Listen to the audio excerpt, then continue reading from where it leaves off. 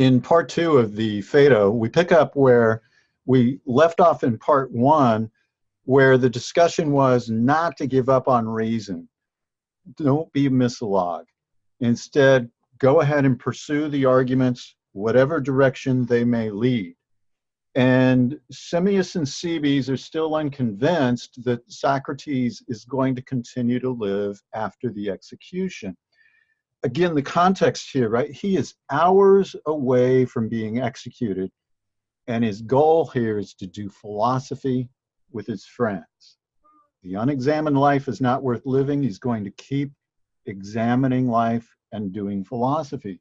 So he encourages Simmias and Cebes to raise their concerns, to go ahead, express the arguments as clearly as they can, and deal with them, respond to them, see if they are correct or not. And so Simmias goes first with his concern. His concern is that he's heard that the soul is like an attunement. It's like the harmony that's produced by a well-tuned lyre, the lyre being a stringed instrument.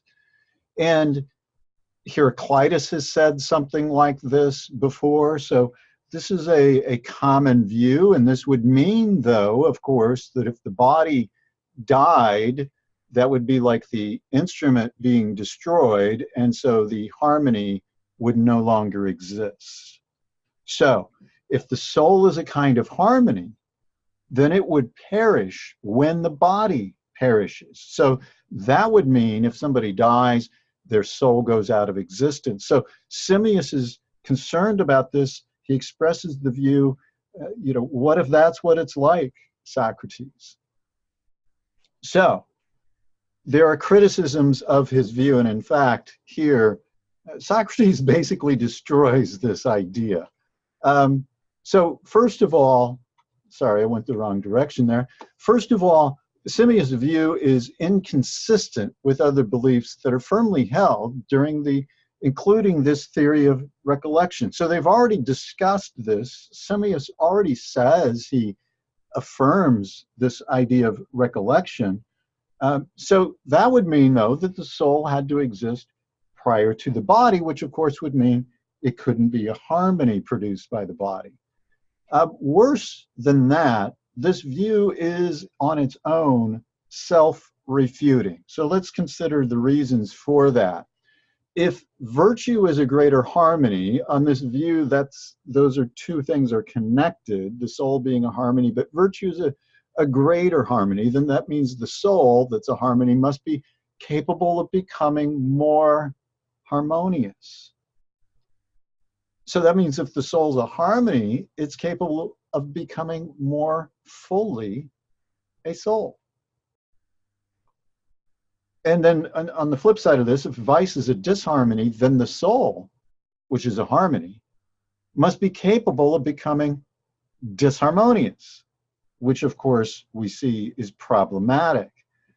If the soul is a harmony, then it's capable of becoming less completely a soul.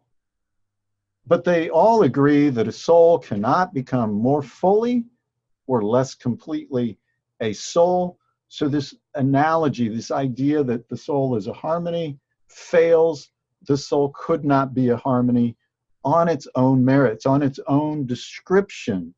It doesn't make sense.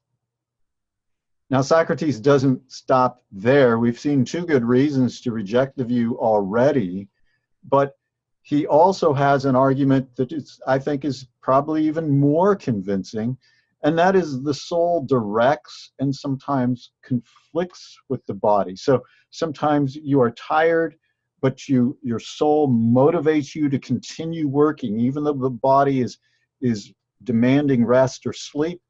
The soul tells it to push on, or likewise with thirst and not drinking, or eating something that's good for you, but you don't like. All of those things, the soul and the body can conflict, but that wouldn't make sense if the soul is a harmony produced by the body. So Simmias' idea, the view of the soul being a harmony is thoroughly refuted. But Cebes also has a concern. Cebes says that maybe the soul is a lot like Socrates describes, and it does exist prior to birth, but it could still perish at some time. So maybe it goes through a few cycles, but that doesn't mean it never perishes. That's his concern. So Cebes gives this analogy. It's like a person who makes coats, and he says, through his lifetime, he's made several coats that have then fallen apart, and he's replaced them with new coats. And if they go in someday and they say he's deceased, and somebody comes in and says, no, of course he can't be deceased. Here's his coat, right? That just is nonsensical to say that. But the idea is then the soul and the body are related in the same way. So maybe the soul survives several bodies, like a body survives several garments, but then at the end, the soul is something that could pass away. And if this is correct, of course, the soul may recur. It may continue to exist through a few lifetimes even, but it doesn't mean it's eternal. It would not be eternal. Now here the response gets a little complicated because, like we've seen before in the Phaedo, we have to go back to the concept of the forms. And Socrates explains what the participation of the forms means. So we see that at 100 C and D, and he explains change. Recall the pre-Socratics were after this goal of explaining change, and Socrates explains change by the forms participating in something or withdrawing from something. So the form of beauty causes something to be beautiful, according to Socrates. It's not some color or some pattern that makes something beautiful. It's because the form of beauty participates in that thing. So the form of heat is in fire, and that causes fire to be hot. And the form of the body is the soul. So the soul is a form here. And of course, forms are eternal and unchanging. And so forms can't go out of existence. So if the form of the body is the soul, then it is going to be eternal. Now, Socrates goes through an argument with this, discussing the nature of the forms. So he says, look, fire cannot take the opposite of its primary form, the primary form being heat, and fire can't become cold. So instead, what happens is the form of heat retreats, or fire retreats from the form of heat. You could say it either way. Likewise with snow, it can't become hot because the primary form for snow is cold. And so the form of cold retreats from snow instead. Snow cannot continue to exist and take on the form of heat. But the soul is the form of life, right? That is what the soul is. It's the form of life. And so the soul cannot take on the form of death, right? So that's what makes the soul, life, that primary form. And there is a hierarchy of forms. So forms can have other forms, right? And so even though the soul is the form of the body, there is also the soul that has the form of life. And that's the primary form of the soul. So the soul cannot take on the form of death. So Cebes' view is rejected and confidence is restored. Let's run through the argument here once again. We can piece it together like this. The soul has life as its primary or essential form. So that means the soul cannot take on the form of death, like we talked about with snow and fire, right? The soul is in the same position in terms of life. So the soul is deathless, which of course means that the soul is immortal and eternal. Socrates will continue to live after the execution.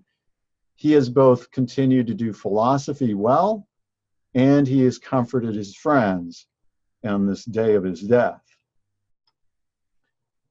Now, on the death scene, at the death scene toward the end of the Phaedo, I think it's very interesting, some things that we might point out here. First of all, note that Socrates, throughout this day, continues to be more concerned about his friends and then also about dying well. Not that he's about to die. That's not his concern right now, that he's facing death. His concern is focused on dying well, just like his concern was living well. And he's more concerned about his friends here and comforting them so that they would feel assured that he continues to exist after this execution. The last words of Socrates are, "We owe a cock to Asclepius."